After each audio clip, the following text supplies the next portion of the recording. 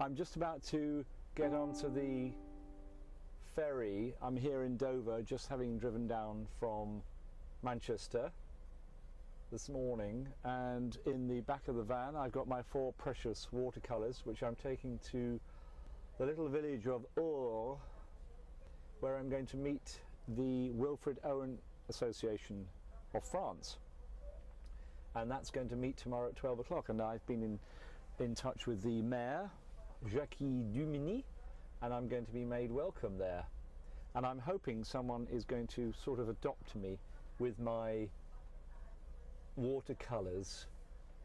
They are the first 4 lines of Wilfred Owen's poem Anthem for Doomed Youth, which is the first poem Britain refers to in the War Requiem.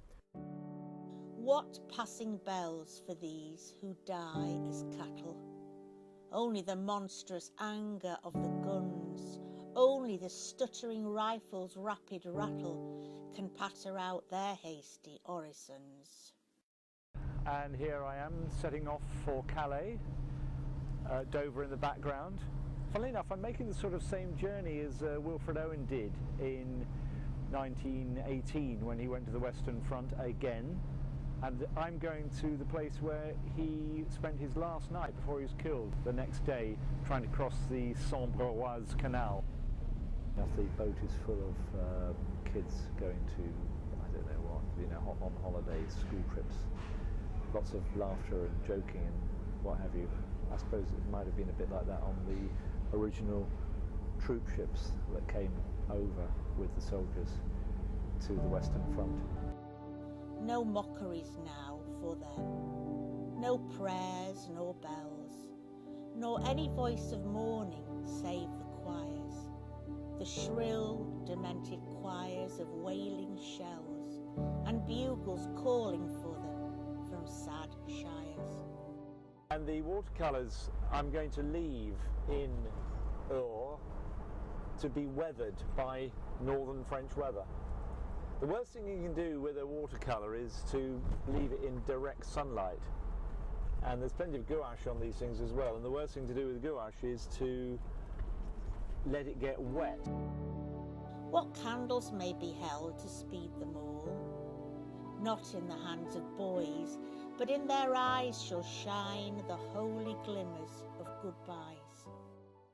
And they will deteriorate in the weather of northern France until such time as I ask them to return them to me in whatever state they are.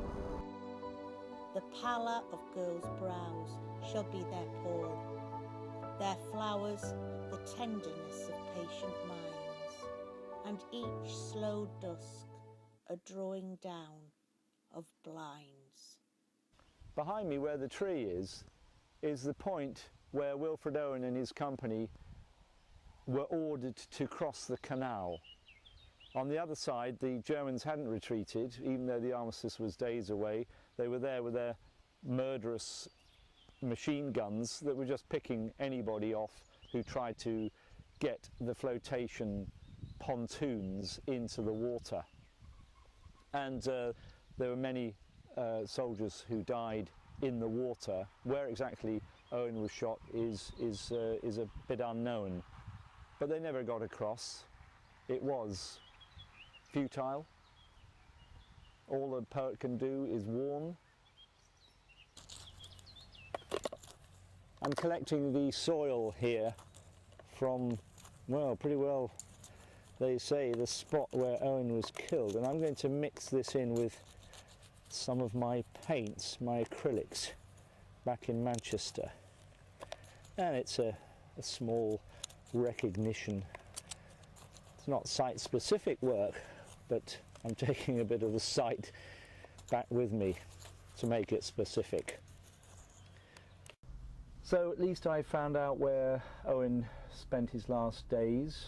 I've been to the Maison Forestière, where he spent his last night in the cellar, and that was very interesting. That was a bigger house than I'd thought from the photographs, and it was more of a magnificent artwork, really. But the cellar is completely untouched, so that is very interesting to see where Owen and imagining him spending his last night there.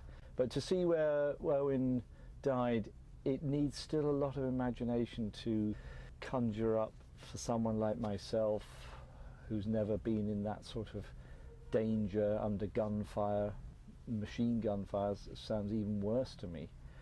To imagine that peaceful scene as one of carnage instead of incredible, well, bravery and heroism. I think that's something that we put on to soldiers who have been just told to obey orders, knowing how futile and how mad and crazy a particular action would be, and that it was inevitably going to lead to deaths, and probably one's own death.